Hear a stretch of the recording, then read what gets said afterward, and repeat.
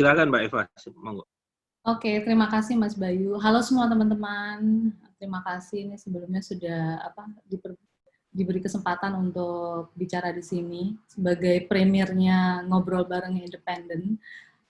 Dan ya seperti Mas Bayu bilang nanti ini hanya pembukaan dan sangat terbuka untuk diskusi lebih lanjut dari teman-teman semua yang hadir di sini.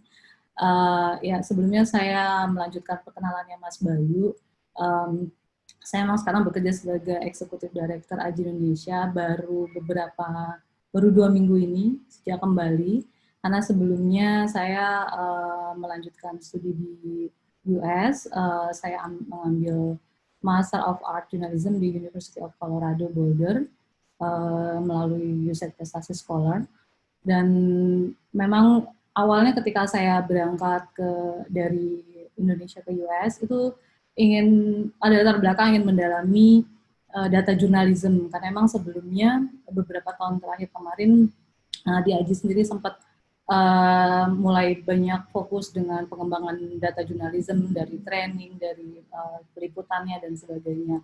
Nah karena itulah makanya melatar belakangi saya untuk ingin mendalami data jurnalism.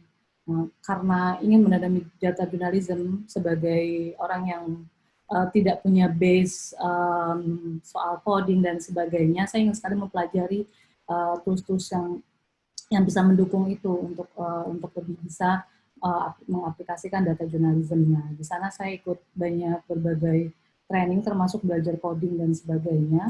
Nah, kemudian baru diperkenalkan ada spesialisasi mengenai data digital humanities. Jadi ketika saya mempelajari tools tentang digital teknologi, saya diperkenalkan dengan kampus Digital Humanities. Ini semacam certification program.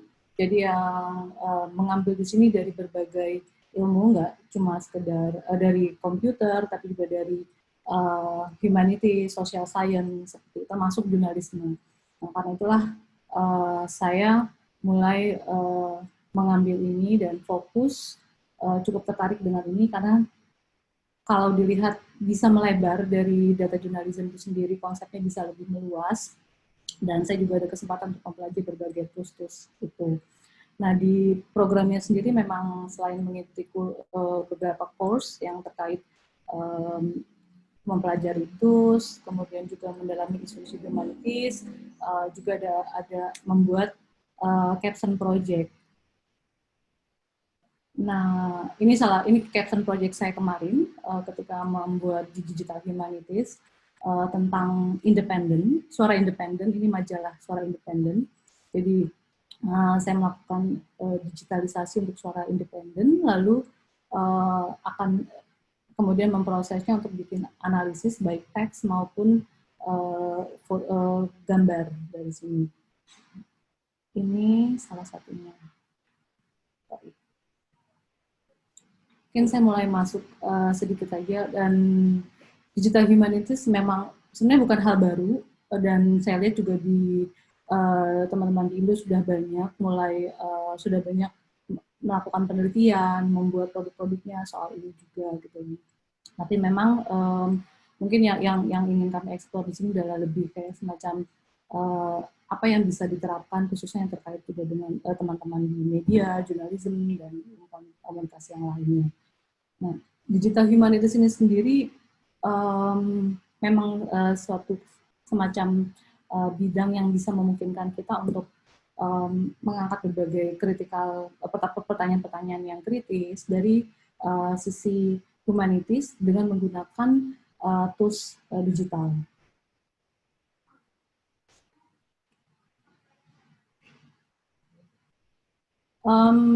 Dalam digital humanities ini merupakan semacam inisiatif, dan di dalamnya juga aktivitas yang di dalamnya menjadi sebuah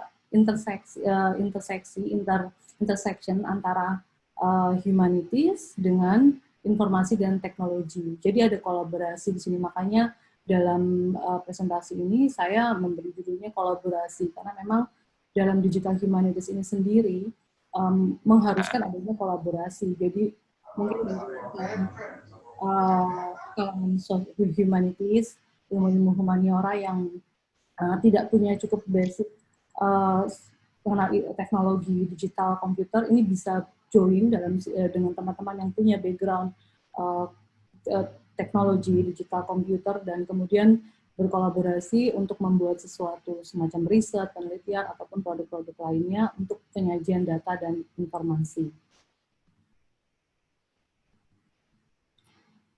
Dalam digital humanities ada banyak value sebenarnya. Nah, ini beberapa value yang memang sangat cukup menonjol di dalam digital humanities. Ada kolaborasi tentu saja, karena memang ini sangat dibutuhkan untuk pengembangan berbagai produk-produknya nantinya. Kemudian memang ada investigation on human culture-nya sendiri. Kemudian ada juga perubahan dan refleksi dari praktek-praktek tradisional yang selama ini sudah dilakukan.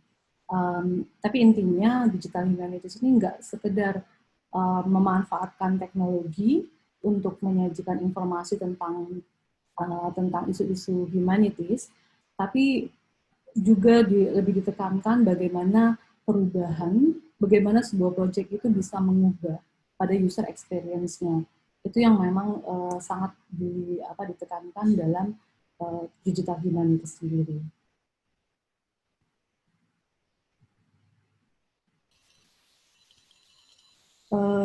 Digital humanities sendiri saat memang sudah cukup lama berkembang, mungkin dari sekitar 2007 hingga 2010 sudah mulai banyak berkembang dan itu memang banyak berasal dari kalangan akademisi, scholars, peneliti itu yang memang ingin memunculkan critical thinking, ya, terus inklusif, terus koneksi, ya, dan seperti mencoba memikirkan kembali, merekonstruksi kembali mengenai isu-isu semacam race, gender, class, sexuality, dan nation dengan menggunakan alat-alat tools dalam digital. Ini adalah saya mau mengambil contoh beberapa scholar yang cukup isu-isu yang banyak ditampilkan dalam digital humanities. Ini misalnya untuk isu representation, race, dan social justice. Ada beberapa yang sudah mulai banyak sebenarnya sudah mengangkat di antara mengenai isu soal perempuan, kemudian di sini ada juga why are digital humanities so wide. Ini yang sekarang banyak kami diskusikan waktu saya belajar di US, karena memang dominasi terlihat sekali dalam digital humanities ini isunya ada dominasi white sendiri dan ketika saya sempat banyak membawa isu-isu di Asia dan sebagainya, itu sangat memperkaya sendiri digital humanities ini. Kemudian juga ada isu-isu terkait feminis dan queer, juga banyak juga bicara soal movement labor postkolonial dan banyak dan lainnya. Ini beberapa proyek yang sudah dilakukan dari contoh-contoh yang sempat dilakukan untuk digital humanities. Sebentar saya coba bukakan.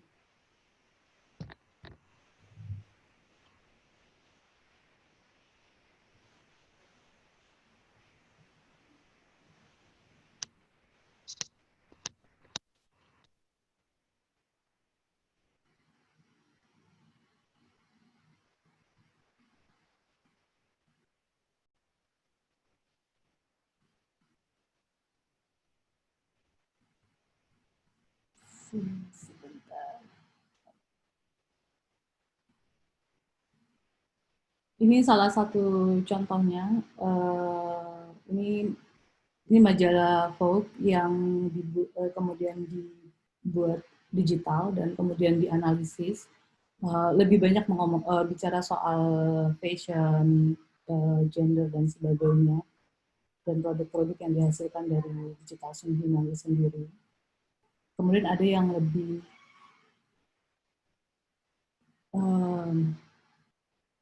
tentang history, kemudian juga ada mapping untuk isu transgender dan archiving.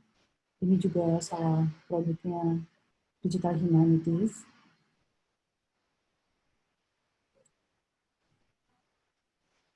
Ada juga mapping soal indigenous. Ini produk jurnalistik salah satunya. Ada juga berbagai produk jurnalistik yang menggunakan juga konsep digital humanities.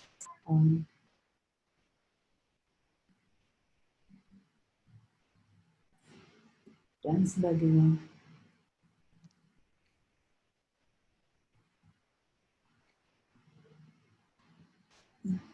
Di dalam prakteknya sendiri, digital humanities ini mencoba memperkenalkan bagaimana kreativitas dalam penyajian data, kemudian visualisasi, pengolahan data, untuk lebih mengeksplor spektrum yang lebih luas dari sebuah isu.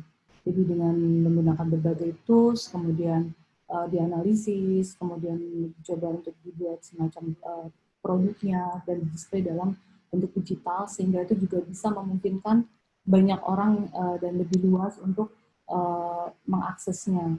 Ini juga bagian dari salah satu untuk semacam archiving proses, kemudian preservation juga untuk data, karena mungkin ada beberapa kendala yang misalnya data dalam hilang dan itu ada backupnya sendiri melalui proses-proses dalam digital humanities itu sendiri.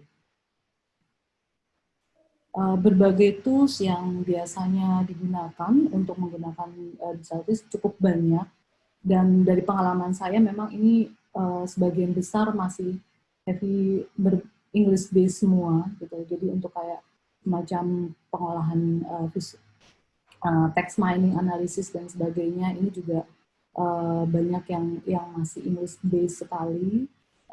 Ada beberapa yang kemarin saya sempat menggunakan Python, tapi memang harus lebih banyak di improve untuk bahasa Indonesianya. Ini ada semacam beberapa tools yang untuk digital publishing yang bisa digunakan. Scalar biasanya memang sering digunakan, kemudian ada Manifold. Nah, untuk digital archiving bisa menggunakan Omeka. Yang tadi yang saya tunjukkan ya untuk capstone project saya untuk digital reading independent itu menggunakan Omeka. Lebih simple karena banyak toolsnya yang open source. Dan seperti GitHub tentu saja. Nah, sosial media juga cukup banyak toolsnya yang bisa digunakan untuk mengolah data, terutama untuk mengolah data dari Twitter, dari berbagai macam sosial media dengan menggunakan tools. Ini contohnya ada social media Macroscope.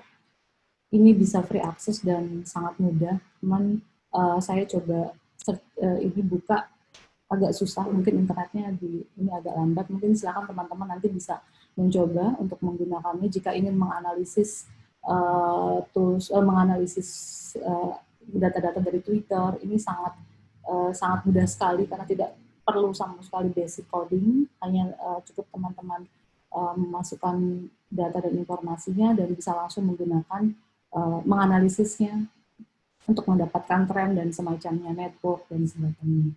Kemudian text mining dan analisis, ini biasanya ada banyak berbagai tools, di antaranya ini ada Mallet, Voyan ini yang paling mudah, memang dan karena tidak perlu basic coding, jadi Voyan ini teman-teman asal punya datanya, tinggal masuk ke web, dan ini web based, tinggal masuk dan bisa langsung mendapatkan data hasil analisisnya.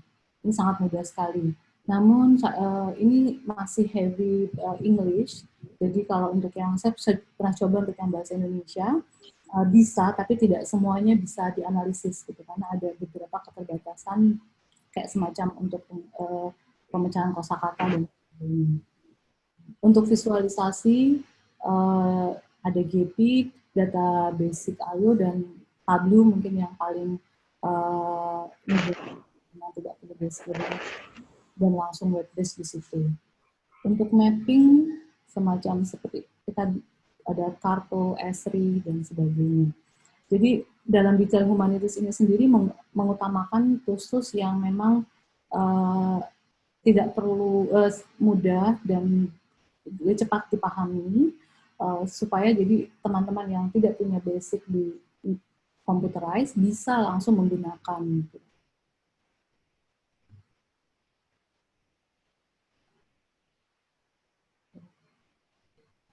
Untuk requirement-nya sendiri,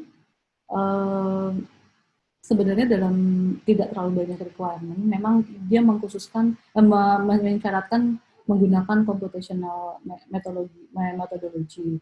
Dan ini pada awalnya saya juga sempat, ini apakah orang-orang dari humanities harus menguasai tools yang seperti ini, tapi ternyata memang tidak juga, karena ini bisa terbantu dengan beberapa tools yang tadi yang cukup sangat gampang untuk bisa dengan mudah dipelajari dan dipergunakan langsung.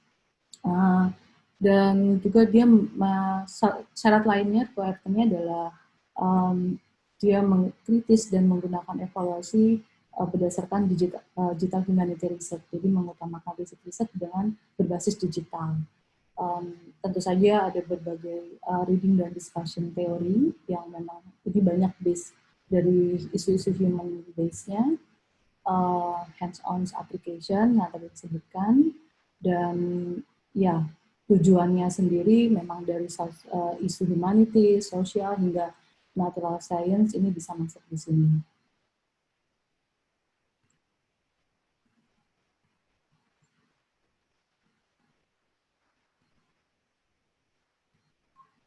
Ya, nah selanjutnya ini yang memang ingin kami diskusikan sendiri gitu di sini, bagaimana bisa mulai mengaplikasikan ini di sini. Mungkin yang sudah ada bisa terus dikembangkan, dan terutama kalau dari kami sendiri, dari saya sendiri yang memang base-nya di journalism, memang berpikir bagaimana ini bisa dikolaborasikan dengan produk-produk jurnalistik itu sendiri. Dan ini sangat memungkinkan karena memang visinya sih dari jurnalisme juga kan memang untuk kepentingan publik. Karena itu aplikasi ini mungkin bisa lebih mengembangkan dari yang kemarin soal data jurnalisme, bisa lebih berkembang, bisa lebih diperluas aspeknya, tidak hanya sekedar utilize tools-nya saja untuk analisis dan sebagainya, tapi juga dipikirkan bagaimana, apakah yang nanti impact yang diharapkan, kemudian yang ingin dimunculkan dari situ. Nah, ini juga memungkinkan kolaborasi dari berbagai bidang, gitu. Jadi tidak hanya satu hal saja, dan ini bisa mengatasi kendala khususnya di teman-teman jurnalis yang memang dulu ketika kita mempelajari data jurnalisme, kendalanya adalah banyak di persoalan bagaimana penggunaan toolsnya, bagaimana untuk menganalisisnya bisa gunakan apa saja, dan harus mempelajari hal-hal itu yang takes time. Dan ketika bisa masuk dalam digital humanities ini, memungkinkan kolaborasi, ini akan sangat membantu sekali. Nah, penerapannya juga nilai-nilai digital humanities ini juga bisa membantu untuk mengembangkan sendiri kemana sih tujuan budget.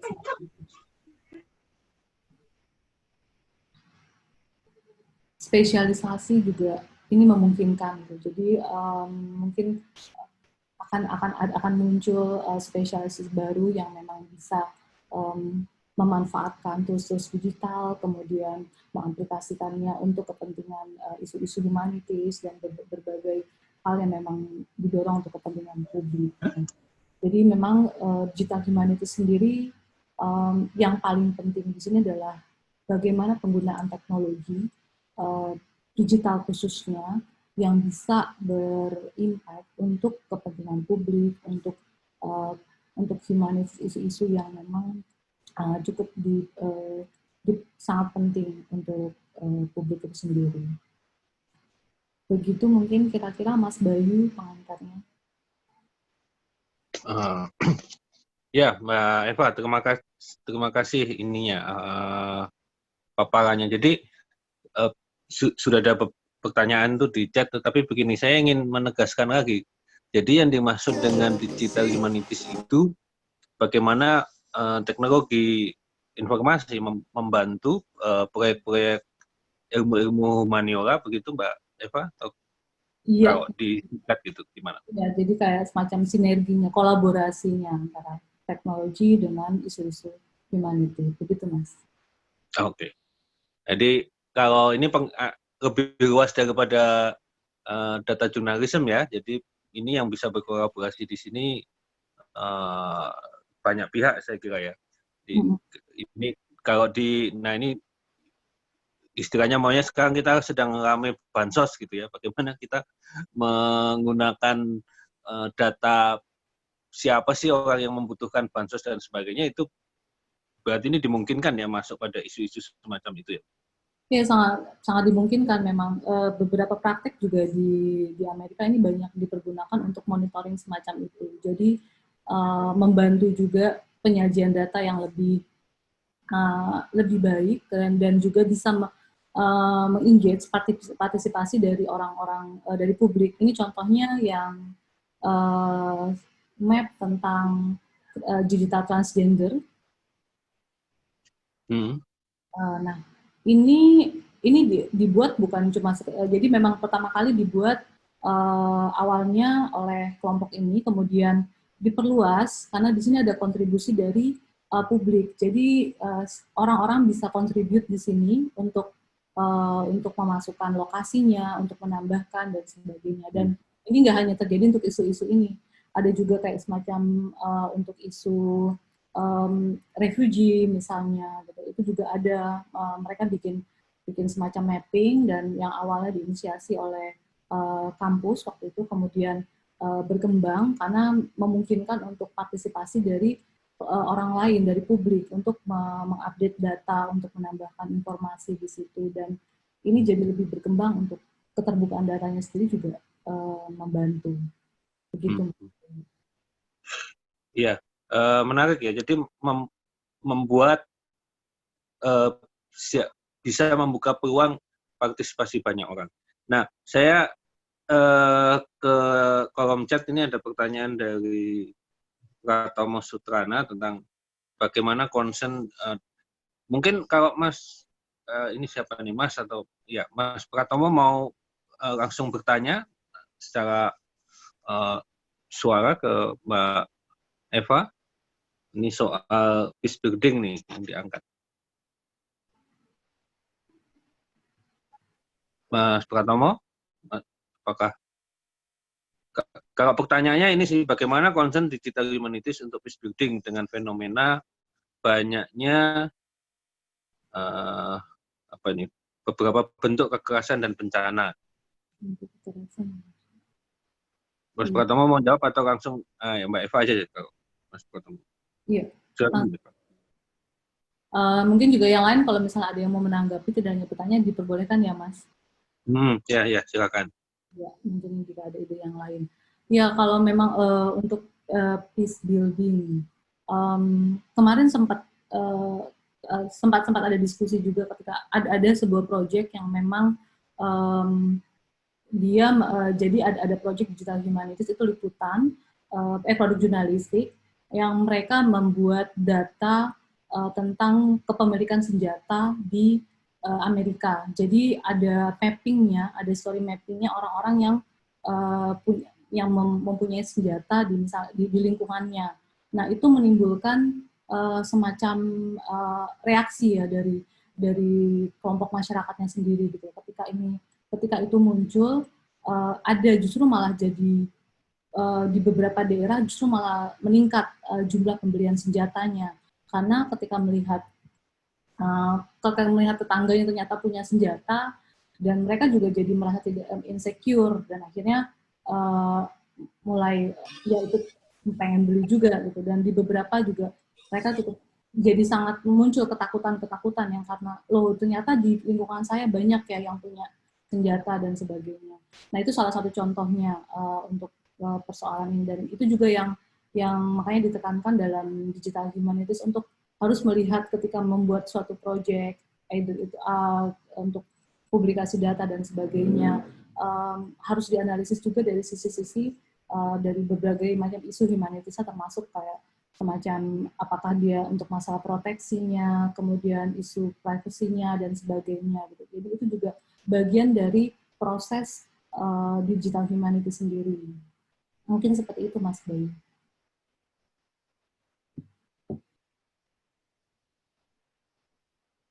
Silakan yang lain, mungkin kalau ada tanggapan.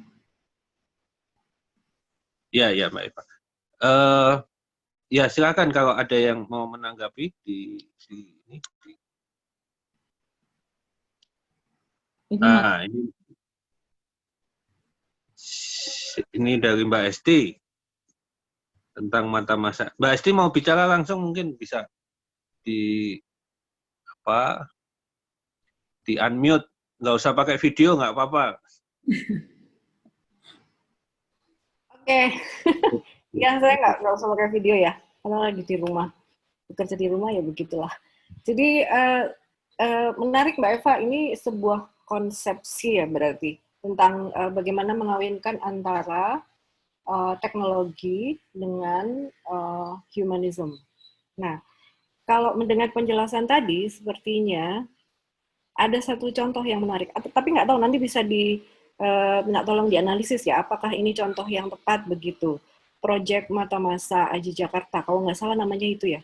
Ketika pilkada, kalau nggak salah 2 kali, pilpres dan pilkada Jakarta dan pilpres yang sebelumnya, teman-teman mendevelop sebuah platform untuk memonitoring seperti apa kampanye selama periode kampanye, apakah sudah mengikuti aturan pemerintah dan segala macam, tidak melanggar aturan begitu, dan datanya itu didevelop oleh tidak hanya oleh tim dari teman-teman Aji Jakarta, tapi juga oleh ada kontribusi dari publik. Tapi seingat saya itu juga ada proses verifikasi, jadi tidak langsung ditampilkan begitu dari data tersebut. Nah, kalau digital humanities ini sampai ke produk visualisasinya, sepertinya si waktu itu, seingat saya, nanti kalau ada teman-teman yang di Jakarta yang di sini yang terlibat bisa sharing lebih dalam.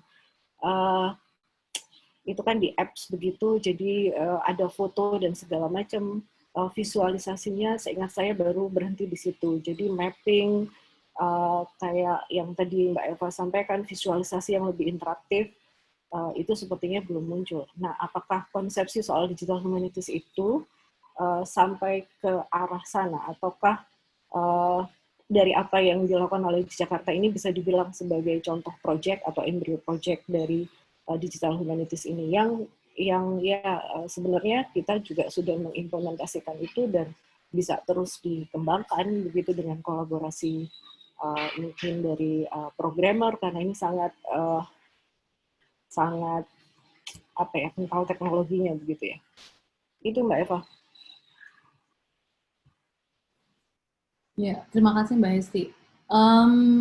Mata masa, saya pikir itu termasuk ya Mbak, itu bisa dikategorikan. Tapi memang dalam proses digital humanity sendiri biasanya nanti akan ada semacam kriterianya, apakah ini bisa dikaitkan sebagai produk digital humanities atau tidak. Gitu. Jadi ada yang pasti yang tadi dua konsep dasarnya ya pemanfaatan teknologi, kemudian yang kedua teknologi digital khususnya, teknologi digital di dalamnya ada pemanfaatan teknologi digital dan kemudian ada dan itu terkait isu-isu humanities gitu. Jadi as long itu memang memasuki dua hal itu bisa kita kategorikan sebagai produk-produk digital humanities gitu.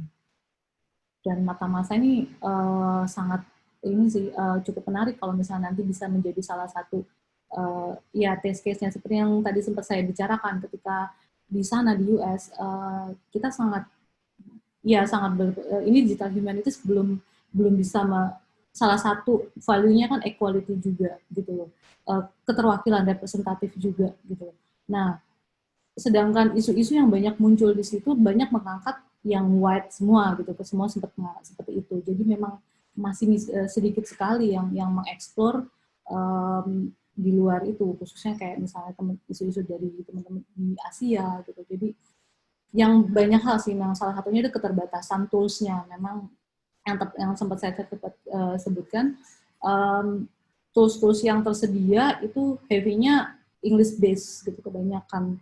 Nah, mungkin ini akan bisa mendorong dari kita teman-teman khususnya di Indonesia mungkin bisa mulai berkolaborasi gitu untuk membuat tools-tools yang kemudian bisa dipergunakan untuk ya analisis yang berbahasa Indonesia itu sendiri. Gitu. Jadi itu akan sangat membantu jika ada kolaborasi dari teman-teman di komputer dan teknologi, kemudian kebutuhan dari isu-isunya dari sisi humanities, di humaniora, bisa melengkapi dan kemudian membuat suatu tool semacam kayak yang tadi mungkin teman-teman ada Voyan, ada text mining untuk dengan menggunakan Malet dan sebagainya.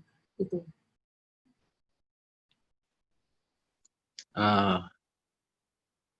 Ya, Mbak Eva. Nanti sebelum ke Mbak Jenny, saya mau begini. Saya cuma ingin lebih memahami lagi, Mbak Eva. Jadi gini, berarti kan salah satu atau beberapa hal yang penting di digital humanities itu adanya data yang di digital ya, bukan data yang masih hard copy yang macam itu, tapi yang sudah sudah masuk di internet atau digital. Kemudian yang kedua juga soal tools yang kemudian visualisasi. Tapi memang yang menarik tadi disebutkan Mbak Eva soal partisipasi. Jadi saya ambil contoh, kebetulan saya juga ada beberapa teman juga di sini.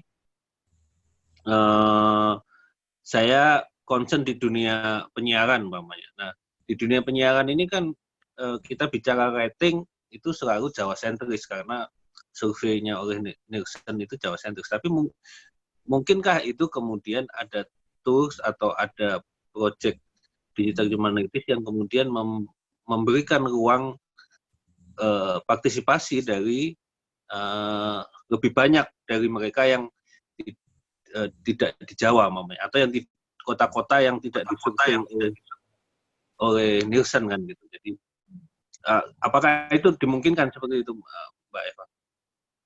Ya, sangat dimungkinkan sekali sih Mas Bayu. Tapi sebelumnya mungkin saya klarifikasi sedikit ya.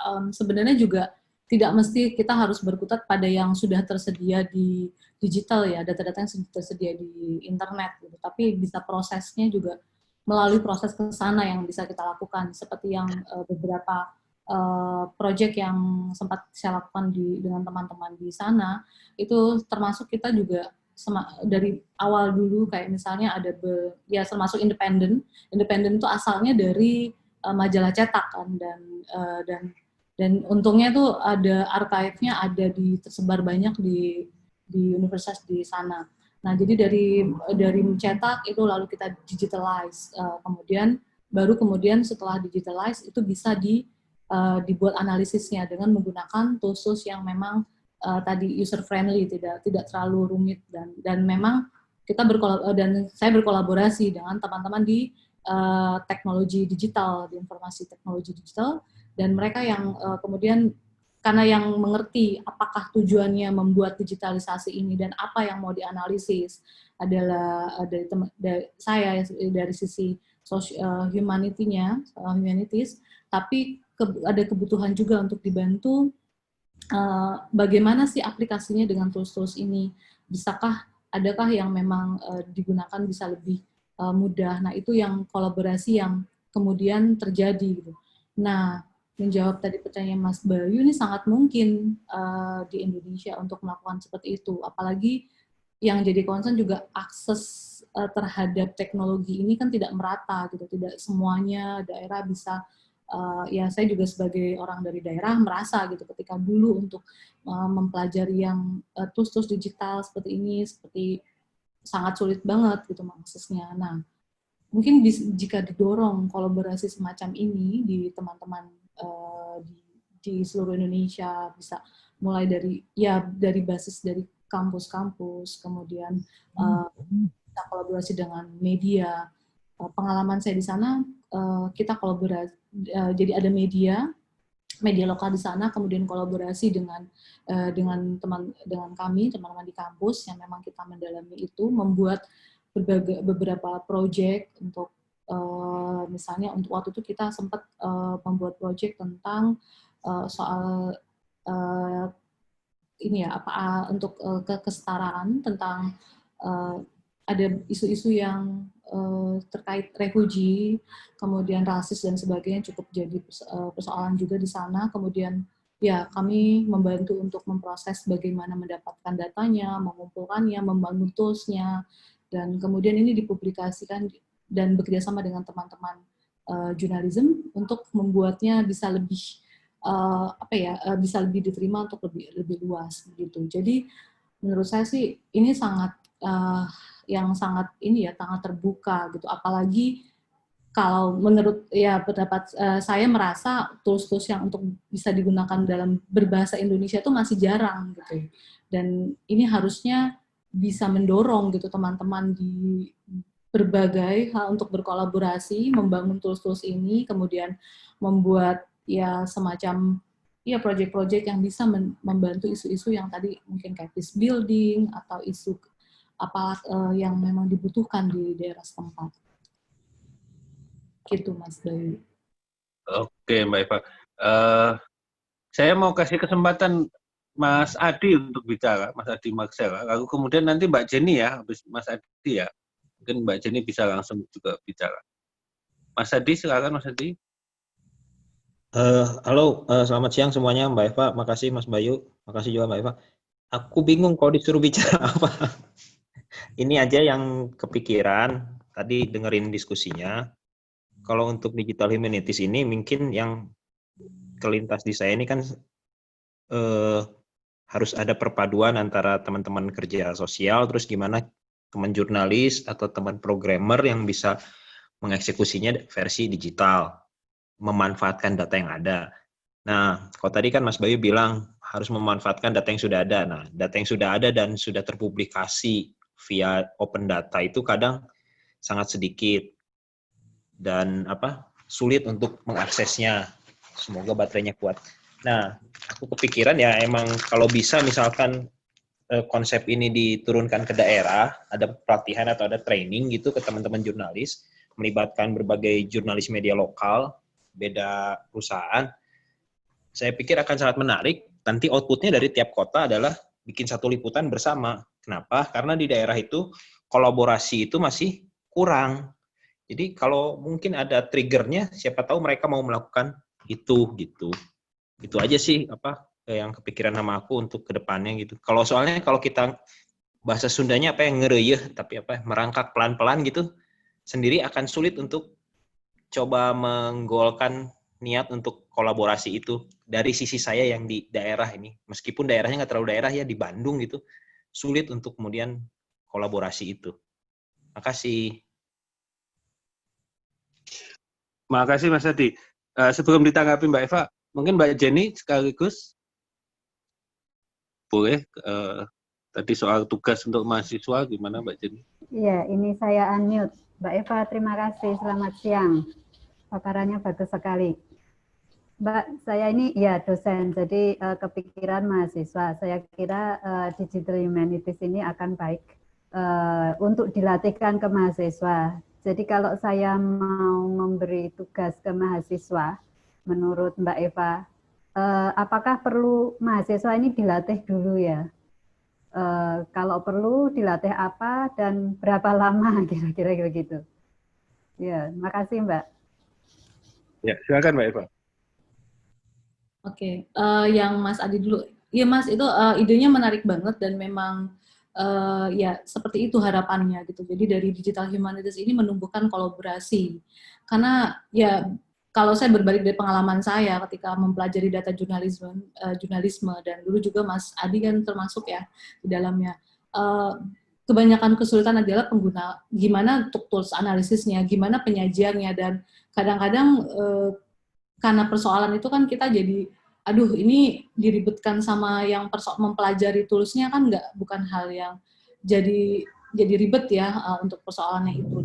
Karena itu ketika saya berpikir tentang digital humanities ini, kalau misalnya bisa dibangun kolaborasi melalui sini, ini akan sangat sangat berguna sekali, dan ini bisa lebih memperluas dan mengatasi ya mungkin dulu pengalaman-pengalaman yang teman-teman di jurnalis ketika deadlock karena tools gitu loh, karena aduh mau belajar Python kan bukan hal yang cuman sebentar gitu kan, itu butuh waktu gitu untuk mendalaminya, untuk bisa paham gitu ya, semacam itu.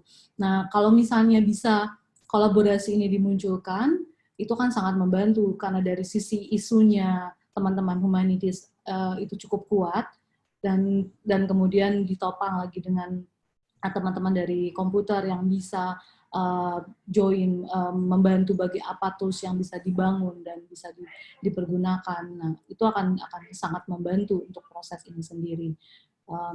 Ya langsung menyambung yang Ibu Jenny ya, seperti itu juga gitu. Jadi toolsnya sendiri sebenarnya kalau yang ada beberapa tools yang itu yang nggak perlu terlalu banyak dipelajari lama gitu. Jadi mungkin kita dengan melihat dengan ya mungkin mencoba beberapa satu kali pertemuan gitu, pengalaman saya ketika di sana ada beberapa tools yang tuh memang kami udah jadi Bu. Jadi tinggal kita tahu aja prosesnya seperti apa, dan mahasiswa bisa langsung aplikasi gitu. Apalagi anak sekarang yang udah terbiasa dengan digital tools ya, yang jadi tidak terlalu sulit untuk tools yang sudah jadi.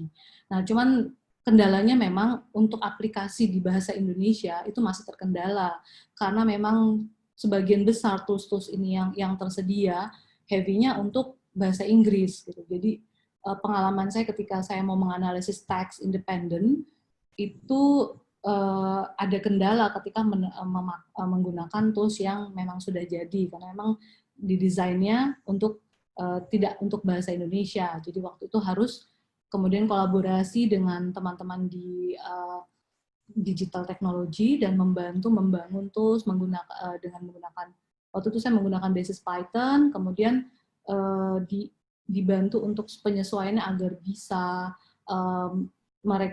menganalisis bahasa Indonesia, NLTK-nya di adjust, baru kemudian bisa melakukan teks analisis. Nah, mungkin kalau misalnya hanya untuk mempelajari tools-nya, itu bisa dengan menggunakan ya test case yang bahasa Inggris gitu. Jadi itu bisa dilakukan untuk menganalisis data, untuk menampilkan yang lain-lain. Tapi ada sebagian yang memang harus di-adjust, yang membutuhkan kolaborasi.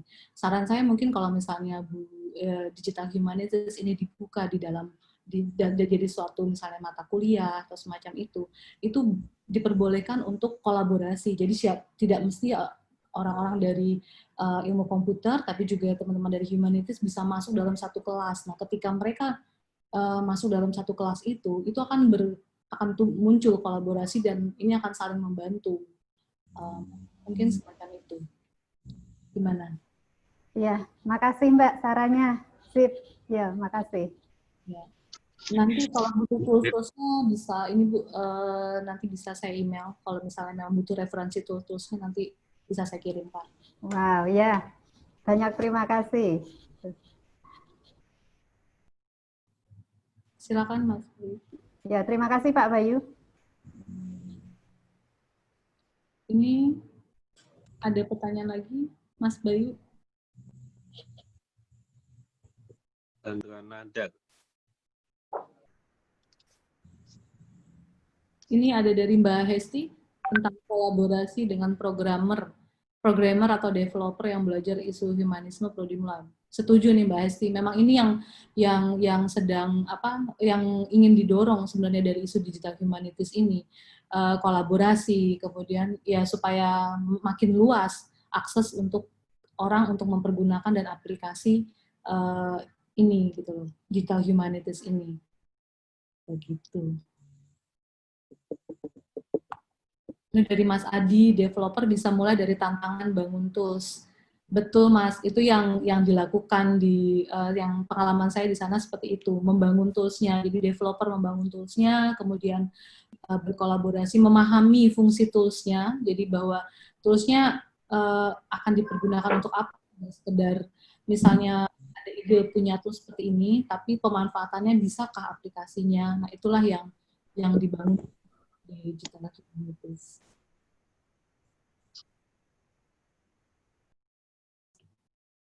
Ya, iya Mbak Eva.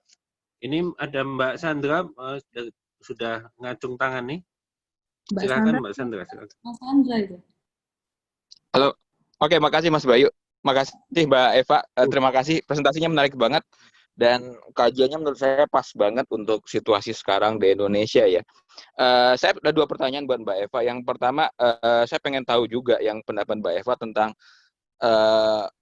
media jurnalisme di Indonesia saat ini, seberapa digital humanitis kah mereka? Kalau kita lihat sekarang ini ada kata data yang mulai jadi satu-satunya menurut saya sekarang yang sangat yang jadi penyajian datanya itu luar biasa. Juga untuk di media online sekarang ini, di media-media lain juga sudah mulai sih, tapi karena kata data fokus di sana itu juga menarik. Saya juga pengen tahu perspektifnya Mbak Eva mengenai di sini, khususnya di daerah juga ya. Terus yang kedua, menurut pertanyaan saya yang kedua adalah bagaimana membuat digital humanities ini jadi lebih inklusif. Karena kadang-kadang untuk online media itu kan hanya belum mengcover sepenuhnya teman-teman difabel. Nah, ini ada nggak pengalaman atau kajian dari riset-riset Mbak Eva untuk persoalan inklusivitas data, khususnya untuk kelompok-kelompok difabel? 2 itu saja. Makasih banyak Mbak Eva.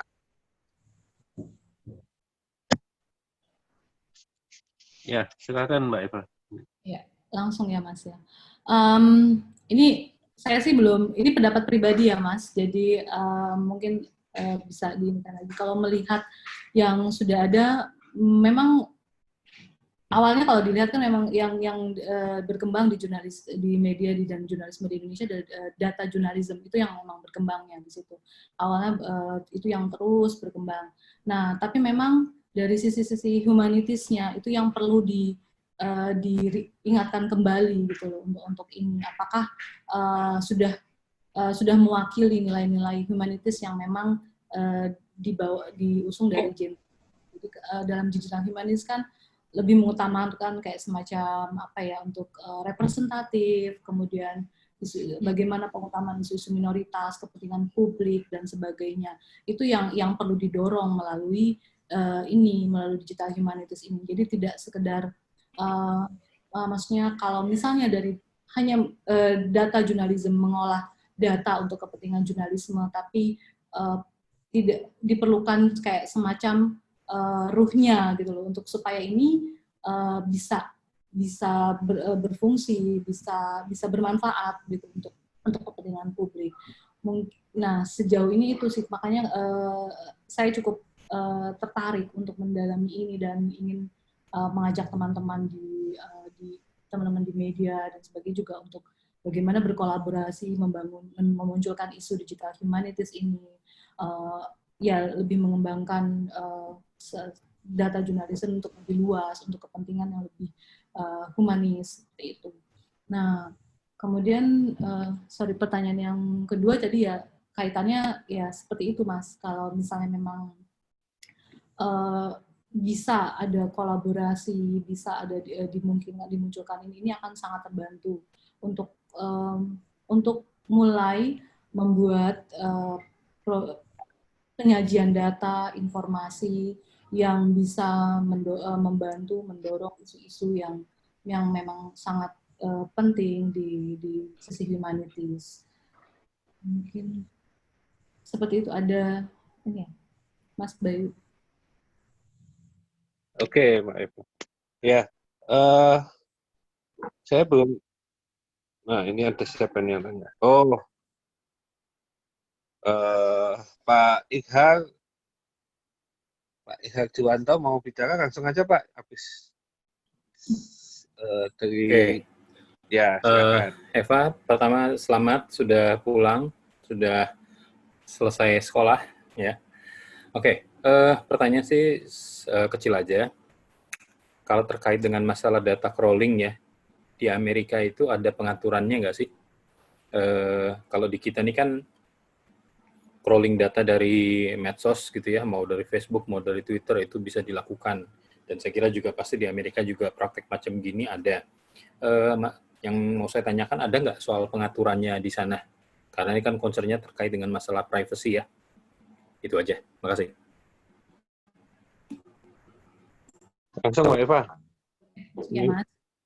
Ini Mas Kumkum ini yang mengumpulkan independen yang paling Itu dia.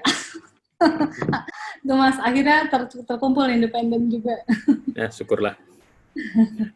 Ya, ini jadi perdebatan sih Mas, dan sampai sekarang masih terus jadi perdebatan, khususnya kasus Facebook ya. Jadi dan sebagai terus itu dan selalu masih jadi diskusi. Karena kan di sana yang sebenarnya jadi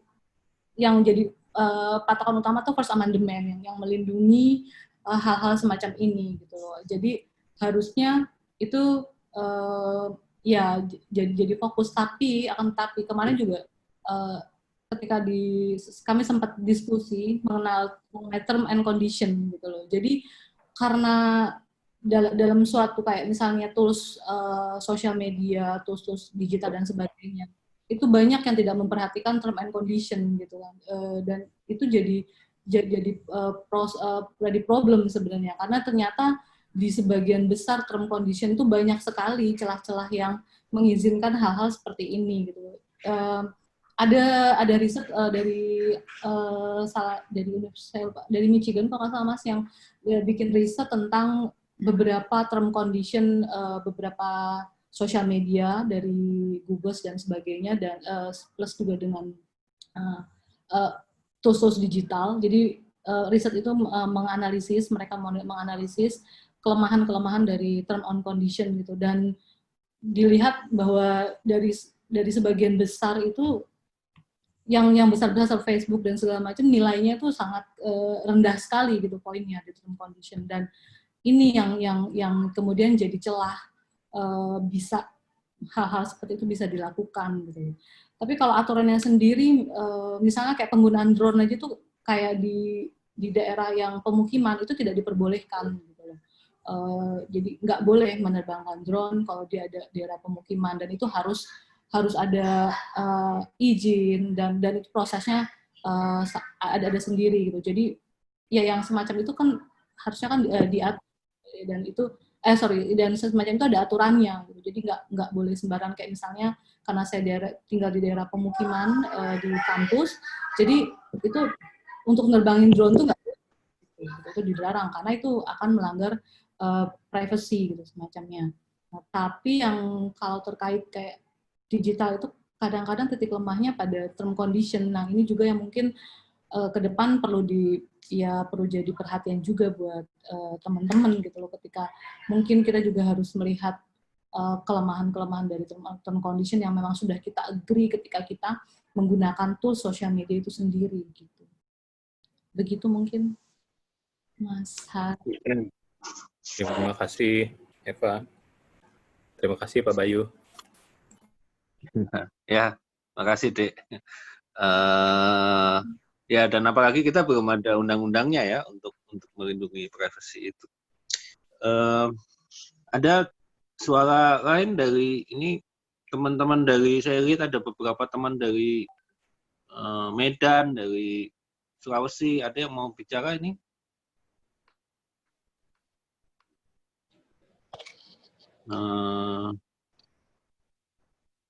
Boleh acungkan tangan atau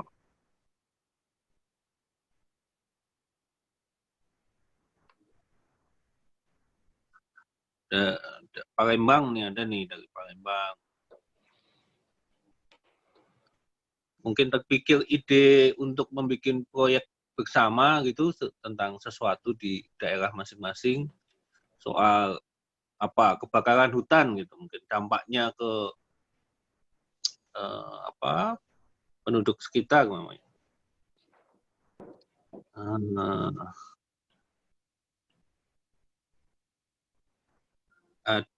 Oke, pertanyaan dari Mas Damar, ada yang belum dijawab. Oh iya, Mbak Eva, ini ada yang belum dijawab nih dari Mas Damar.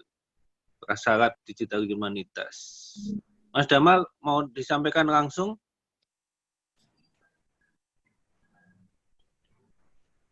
Mas Damar Juniarto, yang baru ulang tahun ini. Oh, selamat ulang tahun, Mas. Ya, berisik di tempatnya Mas Damal. Ini saja saya bacakan pertanyaannya. Apa prasyarat studi digital humanitas bisa berkembang baik? Apa tantangan situasi di Indonesia mengingat belum adanya kebijakan satu data sehingga data pemerintah, misalnya data COVID-19 berantakan, bahkan tidak diumumkan yang kemarin ya. Itu gimana prasyaratnya supaya bisa berkembang baik? Ya. Oke. Ini menurut ini ya, maksudnya pendapat saya pribadi, digital humanities itu kan dia mensyaratkan penggunaan tools-tools digital. Yang pasti ini kalau penyediaannya harus sejalan gitu. Karena memang mungkin sebenarnya kayak di Indonesia banyak sekali isu yang mau didorong, banyak sekali sebenarnya informasi yang ada tapi belum terdigitalisasi gitu. Nah, ini sangat diperlukan sekali tools-toolsnya yang bisa mendukung proses ini. Bagaimana kita bisa melakukan mapping dengan baik, bagaimana bisa menggunakan text mining, bagaimana bisa menggunakan analisis gambar dan sebagainya yang memang berbasis bahasa Indonesia seperti itu. Itu sangat dibutuhkan sekali penyediaannya. Nah, tantangannya sendiri ya tadi sempat yang Mas Kumpung bilang, Mas Ignatius bilang soal perlindungan privacy gitu ya. Itu juga mungkin itu akan jadi tantangan ya buat penerapan digital humanities ini sendiri. Kemudian juga perlindungan untuk keterbukaan datanya sendiri begitu. Apakah ketika memang kita mempublikasikan data dan informasi dalam itu digital, kemudian sanksi-sanksi yang efek-efek dari kayak misal peraturan yang perundang-undangan dan sebagainya yang tidak melindungi kebebasan berekspresi itu akan jadi problem gitu ketika memang ada penyajian data kemudian dikenakan sanksi hukum hate speech atau misalnya blasphemy dan sebagainya atau undang-undang yang lainnya yang memang tidak kurang berpihak pada kebebasan berekspresi gitu. Itu juga yang perlu harus jadi catatan ketika kita ingin mengembangkan digital humanities di sisi lain gitu. Itu mungkin. Itu Mas Dandi Koswara sepertinya mau bicara. Oh, ya.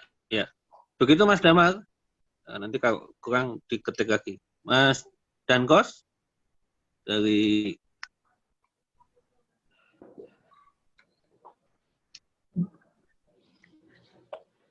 silakan. Ya. Makasih Mbak Eva. Halo. Pertanyaan saya adalah mungkin ini mendasar sekali ya. Itu bagaimana pengetahuan-pengetahuan yang ada sekarang tentang data jurnalism itu bisa dikombinasikan dengan genre yang baru ini, Mbak Eva. Itu aja. Ya. Boleh langsung Mas Bayu? Ya boleh silakan. Iya. Iya Mas, ini idenya memang menarik sekali gitu kalau bisa memperluas gitu karena memang dari awalnya ketika mendalami digital humanities ini sebenarnya saya berangkat dari data jurnalism gitu keinginan ingin lebih mempelajari lebih pengen bisa mengaplikasikan data jurnalism ini lebih advance gitu. Tapi kemudian saya menemukan ini yang sepertinya malahan bisa lebih luas lagi gitu. Tidak hanya sekedar menggunakan data, tools untuk pengolahan data dan penyajian, tapi juga bagaimana mendorong isu-isu humanities untuk bisa muncul melalui penyajian data dan informasi yang lebih baik gitu. Dan khususnya juga di teman-teman di media juga kan mungkin ini bisa jadi hal-hal yang terobosan yang bisa dilakukan gitu. Tidak hanya sekedar bikin bahwa ini adalah dari berbasis data, tapi juga berbasis data yang juga secara humanitisnya dibutuhkan dan akan punya efeknya gitu loh untuk humanities, untuk kepentingan publik khususnya. Dan ya mungkin di AJI sendiri khususnya ya Mas Dandi pasti ini juga sering, makanya kayak semacam isu-isu kita untuk masalah perempuan, gender, kemudian race, minoritas dan sebagainya, itu yang kolaborasi ini yang sebenarnya bisa masuk gitu. Jadi tidak hanya sekedar menggunakan tools-nya, mengaplikasikan bagaimana menganalisisnya, tapi juga membawa message-nya untuk kepentingan publik. Begitu Mas Dandi. Terima kasih Mbak Eva, terima kasih Mas Bayu. Ya, terima kasih Mas Dandi. Ini ada Mas Eko Mariadi, Mas Hitam. Sebelum beliau mengetik di chat, saya juga terpikir tuh tentang isu cash flow kesehatan reproduksi. Jadi Mas Hitam mungkin silakan bicara, sekaligus juga saya menanyakan apakah mungkin nih kita bikin proyek bersama dalam konteks cash flow dan melibatkan banyak masyarakat, karena ini isu yang banyak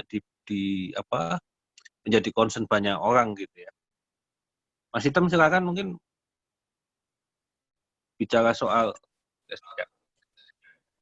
Baik, terima kasih Mas Bayu, terima kasih Mbak Eva, presentasinya keren. Terus saya tiba-tiba jadi punya harapan lah, ya kan? Karena saat ini banyak teman-teman yang jurnalis juga yang bekerja di bidang-bidang lain yang sebetulnya membutuhkan penguatan, entah itu platform digital maupun platform yang sifatnya faktual, ya kan. Kalau platform faktual kan kita sudah tahu ada instrumen hukum, ya kan, ada instrumen politik, ya kan. Tetapi platform digital ini memang harus sesuatu yang harus kita create, harus kita kreasikan. Dan saya senang mendengar bahwa Mbak Eva sepulang dari Amerika itu membawa oleh-oleh yang atau ide paling tidak yang bisa kita kembangkan sama-sama. Saat ini saya memimpin sebuah organisasi yang memang secara khusus melakukan pembelaan, pendampingan, termasuk juga pelayanan, ya kan, terhadap isu-isu yang terkait dengan kesehatan seksual reproduksi. Jadi di sini ini sebetulnya pasar atau publik yang terlibat itu banyak sekali. Terutama ibu-ibu akseptor KB saja, itu jumlahnya per hari ini mungkin sekitar 14 juta orang. Akseptor KB ya.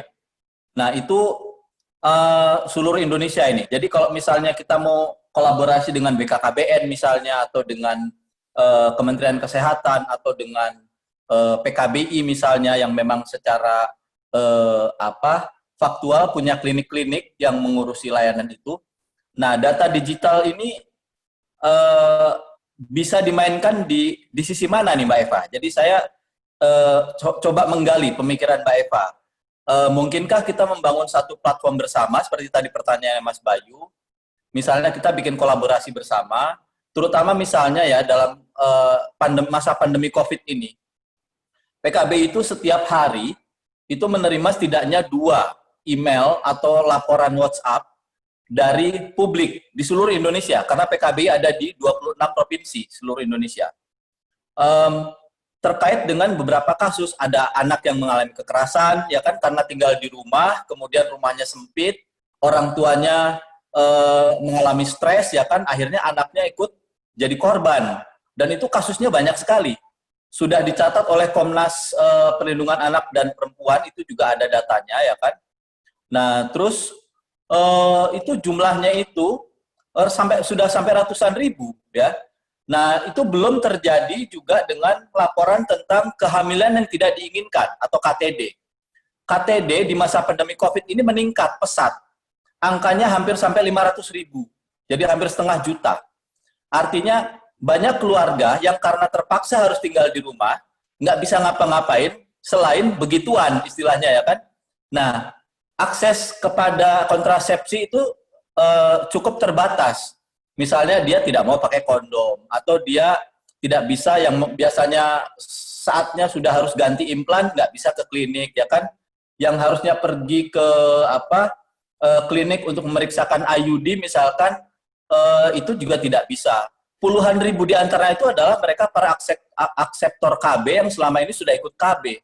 Tetapi karena tidak aware selama masa pandemi itu mereka berhubungan, akhirnya terjadi KTD, kehamilan yang tidak diinginkan. Itu angkanya ratusan ribu. Nah, dengan data-data awal atau data-data dasar seperti ini, kira-kira apa yang terpikir oleh Mbak Eva yang bisa kita kembangkan bareng-bareng? Kira-kira begitu saja. Ya, makasih Mas Hitam. Mbak Eva itu mikir apa tuh Mbak Eva nanti? Yang terpikir ya Mas. Sorry.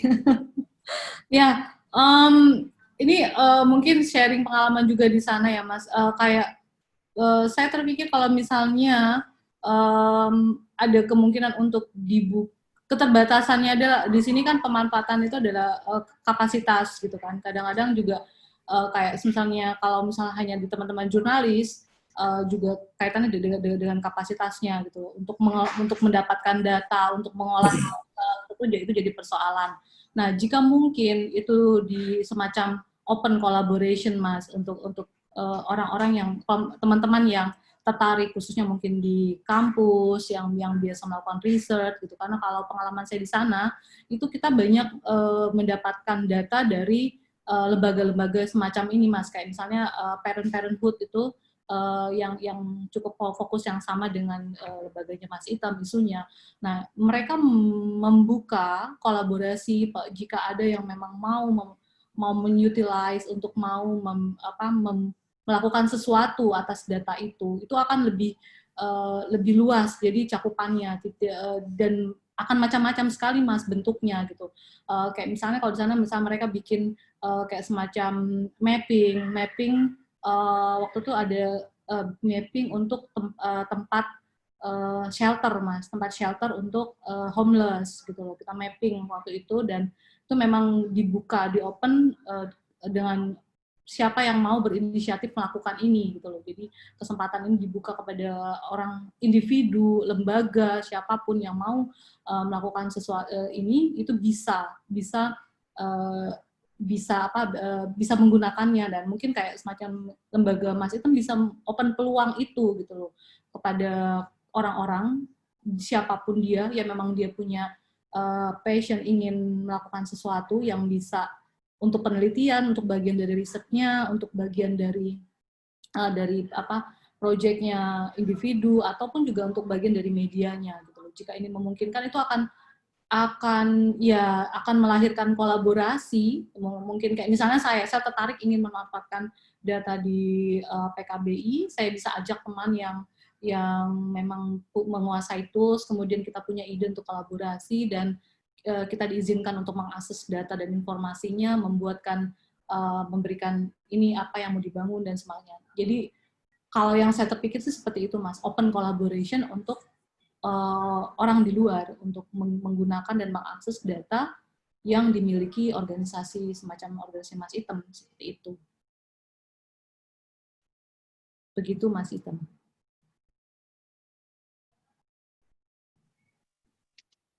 Gimana Mas Hitam?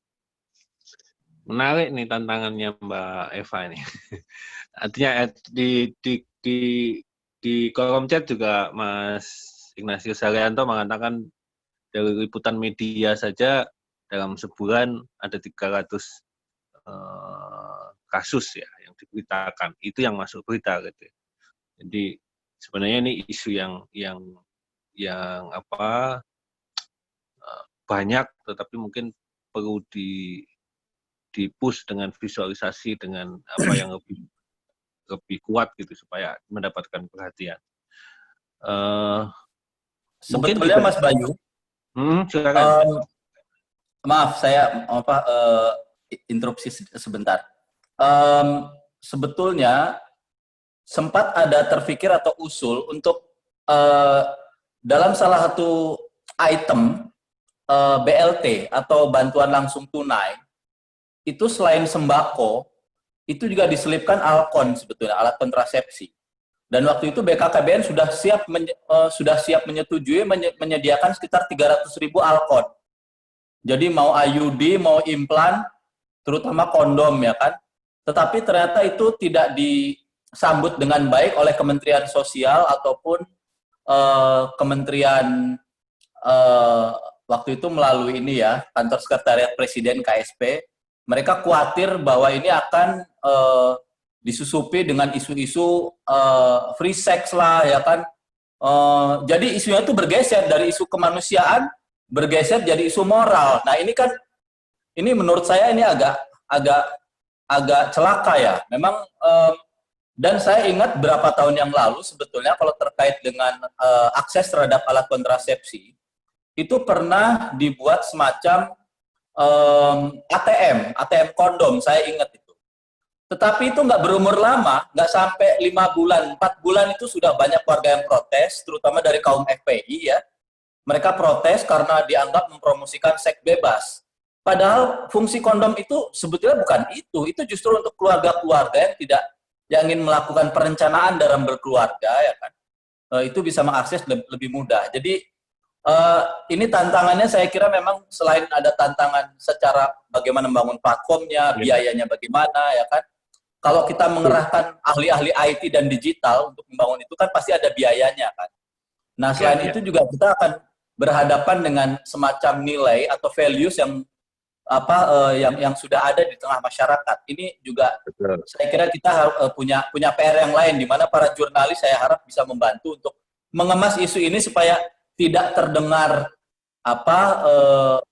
porno atau jorok ya, tetapi ini benar-benar masalah isu kesehatan seksual dan reproduksi. Kira-kira ya Mas Hitam. Oke. Artinya dalam satu tema atau topik yang akan dikolaborasikan ini kan harus duduk bareng nih antara jurnalis, teman-teman IT, teman-teman ilmu sosial, ataupun kemudian teman-teman CSO seperti Mas Hitam gitu ya. Nah, di sini ada nggak teman-teman IT nih yang boleh bicara? Kalau di chat sih Mbak Esti menuliskan soal curcornya teman-teman IT itu gitu. Apa manfaatnya, ininya supportnya bagaimana dan sebagainya. Tapi mungkin ada teman-teman IT di sini. Saya tidak mengenal semuanya yang ada di sini. Saya rasa begitu ya, mungkin ya. Saya juga tanya ke Mbak Eva, artinya isu yang lain mamanya kayak teman-teman kawal COVID, teman-teman rapor COVID, itu kan juga rasanya itu bagian dari digital humanities ya Mbak Eva ya, ketika dia menggunakan teknologi dan juga partisipasi dari masyarakat. Iya. Gimana Mbak Eva?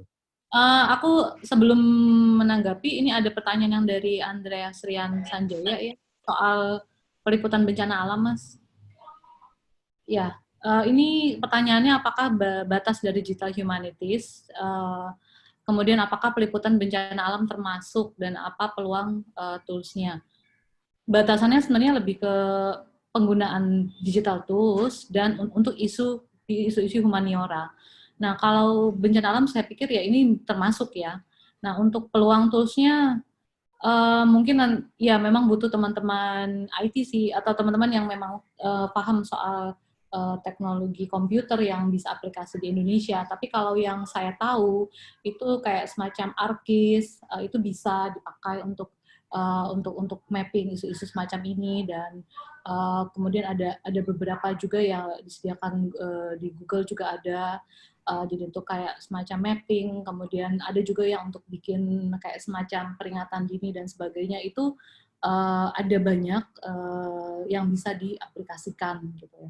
Nah, balik lagi ke yang tadi Mas Bayu dan Mas Hitam, ya sebenarnya kalau misalnya ya kita nggak tahu ini kalau memungkinkan idenya semacam yang kayak misalnya lembaga Mas Hitam bisa open data, maksudnya open peluang, open kolaborasi untuk siapa saja. Jadi tidak mesti harus ini akan diinisiasi untuk sebuah proyek atau segala macam, tapi ya pengalaman saya di sana gitu, ketika ada semacam beberapa organisasi yang membuka peluang jika tertarik untuk melakukan riset atau tentang isu-isu waktu itu refugee, mereka punya datanya dan kita bisa utilize data, yang bisa menggunakan datanya, bisa berkreasi untuk membangun sesuatu dari data itu gitu loh. Jadi itu juga akan sangat bermanfaat dan bisa mungkin diaplikasikan dengan keterbatasan yang ada saat ini gitu.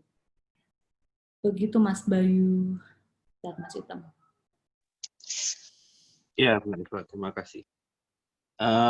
Ada tanggapan lain dari teman-teman selain ini atau ide-ide lain soal kolaborasi bersama?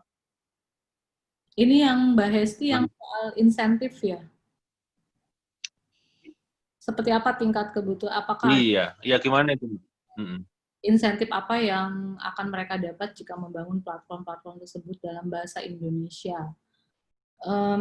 Ini biasanya bisa dibicarakan sih, maksudnya didiskusikan ketika punya ide, kemudian ingin membangun sesuatunya, di situ akan ya biasanya kita rumuskan bersama gitu. Kira-kira nanti kalau misalnya punya platformnya seperti apa?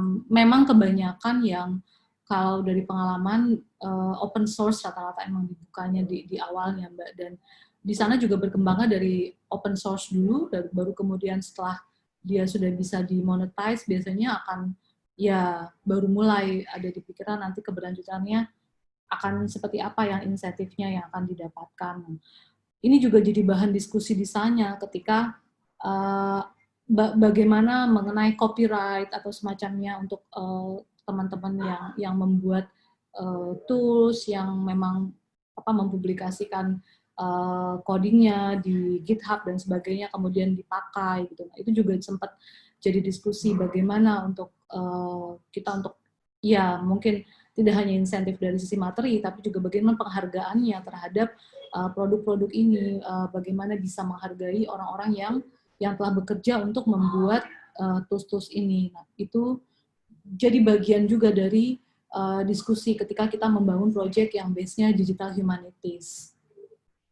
Seperti itu. Ya, boleh saya masuk? Iya, silakan.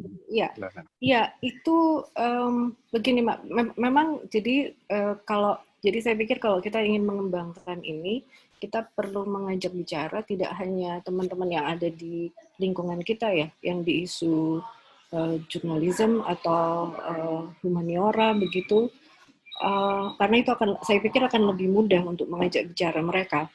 Nah, challenge-nya adalah ketika mengajak bicara teman-teman dari keilmuan yang lain yang tadi dirimu sebut, karena di sini belum berkembang tools-tools yang berbahasa Indonesia.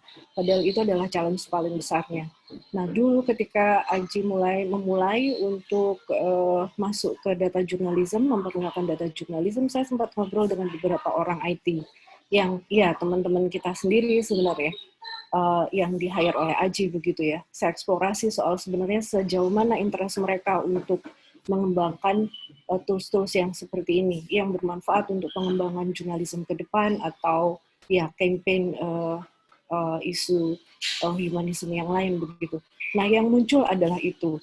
Kalau merujuk dari di luar, misalkan mereka sudah melihat programmer yang terlibat dalam social activity seperti ini, mereka sudah ada insentif sendiri, baik dari dia menyampaikan, seingat saya adalah ada unsur teks begitu, itu menjadi bagian dari pengurangan pajak pribadi mereka. Nah, di sini mereka belum melihat itu, bahkan di regulasinya pun juga, kalau kita mau bicara lebih jauh ya soal dukungan pemerintah, ini terkait environment ya, belum ada, pemerintah belum melihat bahwa programmer, developer itu adalah salah satu kelompok yang penting untuk dikembangkan agar mereka terlibat membantu mencarikan solusi dari problem ini dengan keahlian mereka. Nah, itu belum muncul begitu.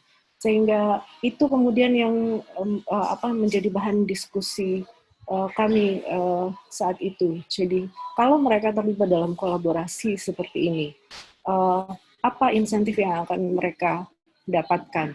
Ya, memang sih tidak selalu harus berupa materi, tapi appreciation atau apalah kayak begitu. Itu yang belum muncul. Sehingga mereka masih melihat sebenarnya untuk membuat program seperti ini, kalau mereka bilang itu nggak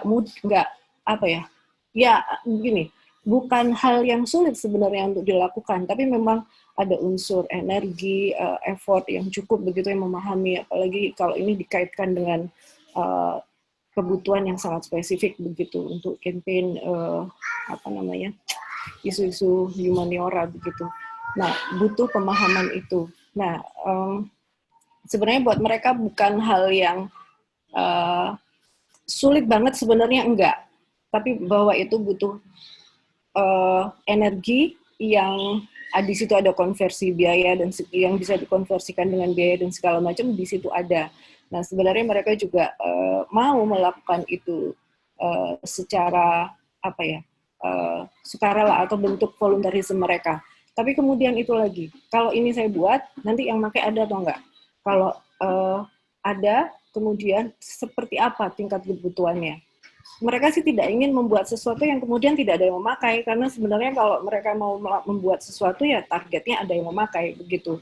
Nah, sehingga ini saya pikir penting untuk terus dibangun diskusi-diskusi seperti ini, tidak hanya dari kelompok kita sendiri, tapi menyeberang ke salah satu stakeholder yang penting dari konsep tentang digital humanities ini. Orang-orang yang sangat menguasai teknologinya dan mereka mau kemudian masuk, ya setidaknya ikut mendiskusikan hal ini dan melihat atau membangun value dari kontribusi mereka. Meskipun sekarang environment-nya belum cukup bagus ya buat mereka. Itu Mas Boy. Ya, Mbak Esti. Oke, Mas boleh aku tanggapi? Ya, silakan Mbak. Setuju Mbak, dan itu memang yang banyak yang selalu didiskusikan dan kenapa dibikin di genre digital humanity ini, itu yang jadi salah satu yang ingin diangkat. Jadi kolaborasi gitu loh, kolaborasi dari berbagai hal. Jadi bukan dari sisi, karena selama ini dilihat mungkin kalau yang berkaca dari data jurnalisme itu memang murni misalnya hanya teman-teman jurnalis yang banyak berperan di situ. Tapi ketika kemarin pengalaman saya ketika saya berada di digital humanities, di komunitasnya itu campur. Jadi semuanya, dan kita mendiskusikan dari dua sisi ini, tidak hanya sekedar punya ide. Misal dari sisi humanities kita butuh untuk monitoring misalnya apa, tapi dari sisi tools-nya juga, apakah ini ketika ini dibangun, nanti ke depannya akan seperti apa, selanjutnya keberlanjutannya akan seperti apa tools-nya, itu juga yang sangat diutamakan. Makanya saya sangat menyarankan sekali sih jika memang digital humanities ini akan jadi salah satu tools untuk kolaborasi berbagai pihak, berbagai bidang untuk lebih memanfaatkan digital tools untuk isu-isu humanities seperti itu. Iya, ya Mbak Eva. Memang kalau kita bicara ini sebenarnya tadi peluang untuk memperbanyak teman gitu ya. Jadi Mbak Esti menyebutkan teman-teman IT atau developer perlu banyak diajak ngobrol juga. Tetapi juga saya ingat begini, ketika independen mengembangkan data jurnalisme, kita kan merangkul teman-teman jurnalis, kemudian merangkul teman-teman IT, dan juga kemudian kampus gitu ya, terutama kampus-kampus yang bicara tentang jurnalistik gitu ya, atau komunikasi. Tapi dengan ini jadi lebih luas lagi, kita tidak hanya bicara soal jurnalistiknya saja, tetapi bisa juga kalau tadi disebutkan Mas Item soal kesehatan produksi, soal kemudian juga tadi bantuan sosial dan sebagainya, itu disiplin ilmu yang lain juga atau kampus dengan disiplin ilmu yang lain bisa terlibat dan kolaborasinya makin lebih luas gitu ya, atau lebih spesifik pada topik tertentu. Saya rasa ini pengembangannya ya, atau peluangnya dari digital humanities ini. Masih ada mungkin, kalau tidak ada mungkin Mbak Eva ada penutup atau kesimpulan atau himbauan kalau zaman Orde Baru gitu. Enggak, mungkin hanya sekedar ini aja sih Mas, closing, dan mungkin buat teman-teman juga, ini peluang untuk kita bisa saling berkolaborasi dari berbagai bidang, nggak hanya jurnalisme, nggak hanya teknologi komputer, tapi memang ini membutuhkan dari seluruh pihak, dan kolaborasi inilah yang sangat diharapkan. Mungkin ke depannya kayak pihak kampus, pihak media gitu bisa terus melanjutkan kolaborasi ini, mengembangkan digital humanities, dan ya semoga kedepannya akan lebih banyak nih tools digital yang berbahasa, yang bisa diaplikasikan untuk bahasa Indonesia, dan makin mengembangkan lagi isu ini. Juga mungkin kita juga butuh dengan yang tadi yang sempat disinggung soal masalah perlindungan, karena ketika ini memang mau digulirkan, kita juga harus memikirkan bagaimana proteksinya, perlindungannya terhadap orang-orang yang nanti akan bekerja akan banyak berkarya untuk di isu ini. Gitu Mas Bayu.